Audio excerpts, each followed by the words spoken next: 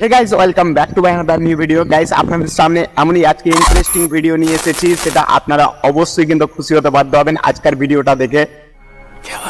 তো সম্পূর্ণ ভিডিওটা দেখবেন। আজকের ভিডিওর টপিক আজ পর্যন্ত কোনো ক্রিয়েটর নিয়ে আসেনি। আজকে যে টপিকে কথা বলবো গাইস, আজকের ভিডিওর টাইটেল অথবা থাম্বনেল দেখে আপনারা বুঝে গেছেন কি আজকের ভিডিওটা কোন টপিকে হতে চলেছে। তো চলো বন্ধুরা, বেশি না দেরি করে সম্পূর্ণ ভিডিওর মেন টপিকে কথা বলবো। বুঝতে পারছি গাইস, হয়তো আমার ফেসের কোয়ালিটি হতো, আমার হেয়ার স্টাইল হতো আমার এই মুহূর্তে সঠিক নাই, কিন্তু আজকে আপনাদের সামনে যে ভিডিওটি নিয়ে এসেছি সেটা দেখে আপনারা অবশ্যই খুশি হতে বাধ্য হবেন। তো বেশি না দেরি করে আপনাকে মেন টপিকে কথা বলি।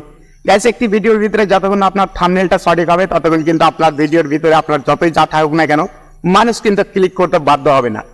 বাদ তো সেই গাইস, আজকের ভিডিওতে আপনাকে জানাবো এই থাম্বনেল নিয়েই কথা বলবো আজকের ভিডিওতে। তো অবশ্যই কিন্তু ভিডিওটা সরি কথা বলতে একটু সমস্যা হচ্ছে, ভিডিওটা অবশ্যই কিন্তু শেষ পর্যন্ত দেখবেন। গাইস, আজকের ভিডিওতে আপনাকে সম্পূর্ণ ডিটেলসে জানাবো কি থাম্বনেল কোন জিনিস, আর থাম্বনেল কিভাবে আপনারা কোয়ালিটি চেঞ্জ করতে পারবেন, বা আপনার থাম্বনেলটাকে 4K অথবা HD কোয়ালিটিতে আপনারা কিভাবে এনহ্যান্স করতে পারবেন, সম্পূর্ণ এই জিনিসটা নিয়ে কথা বলবো।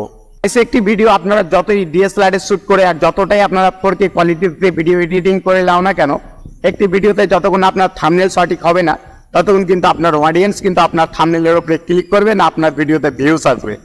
গাইস, একটি ভিডিওতে সম্পূর্ণই কিন্তু একটি থাম্বনেলটা সম্পূর্ণ কিন্তু ভূমিকা পালন করে একটি ভিডিওর মধ্যে। থাম্বনেল যতক্ষণ আপনার সঠিক হবে না আপনার ভিডিওর কিছু আপনার সঠিক হবে।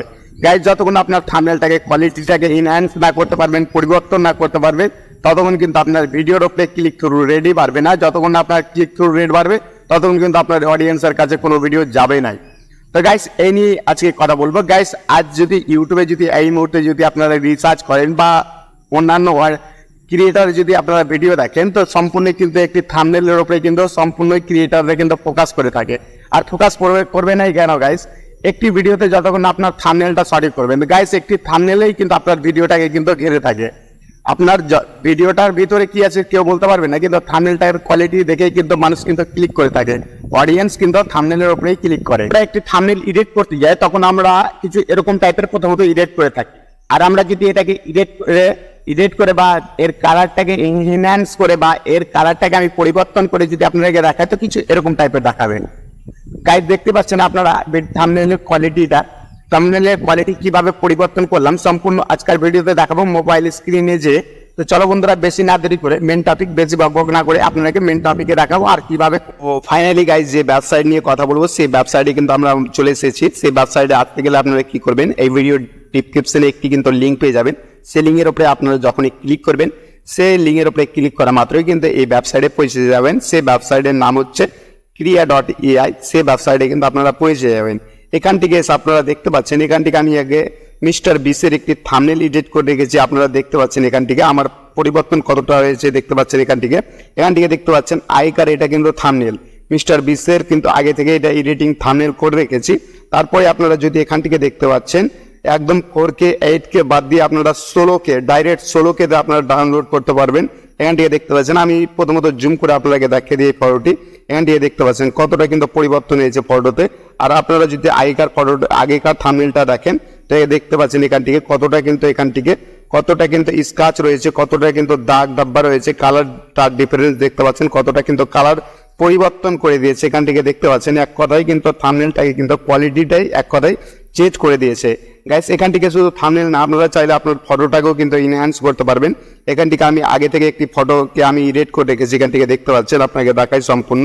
গাইস, এখান থেকে দেখতে পাচ্ছেন ফটোটাকে কতটা কিন্তু আমি এনহ্যান্স করেছি সম্পূর্ণ, কিন্তু বাইক কোয়ালিটিটা দেখতে পাচ্ছেন, আমার প্যান কোয়ালিটি, ব্যাকগ্রাউন্ড কোয়ালিটি সম্পূর্ণ কিন্তু এয়ার কোয়ালিটিটাও আপনারা দেখতে পাচ্ছেন কতটা কিন্তু এখান থেকে পরিবর্তন হয়েছে।